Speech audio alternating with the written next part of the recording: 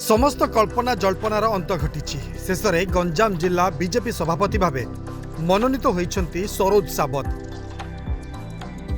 गुरी road स्थित hotel पाढ़ी celebration रे अनुष्ठित BJP आयोजित सांगठनिक बैठक में सभापति नाम घोषणा करा जायछि। गंजाम जिला बीजेपी सभापति भाव मनोनीत होगा पर सरोज सावत को विभिन्न महलरू शुभेच्छार सुओ छुटी।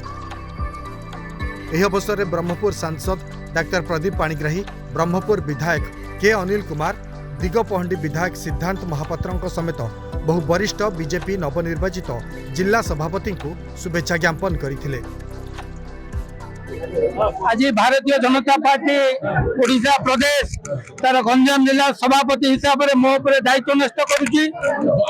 अवसर में मो आमर यशस्वी राज्य सभापति माननीय मनमोहन सामल, आमर यशस्वी मुख्यमंत्री माननीय मोहन चरण माझी, आमर नेता माननीय धर्मेंद्र प्रधान, भारतीय जनता पार्टी आदरणीय नेता माननीय विभूतिभूषण जेना महोदय, आमर ए अंचल सांसद माननीय प्रदीप पाणिग्राही एवं समस्त विधायक को मु मोर कृतज्ञता ज्ञापन करुच्ची।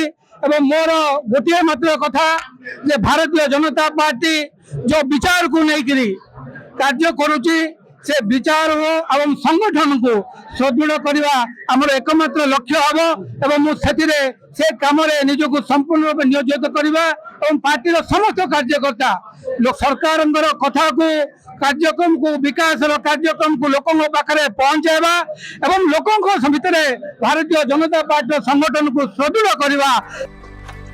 ब्रह्मपुर मृत्युंजय साहू का रिपोर्ट, सरकार न्यूज।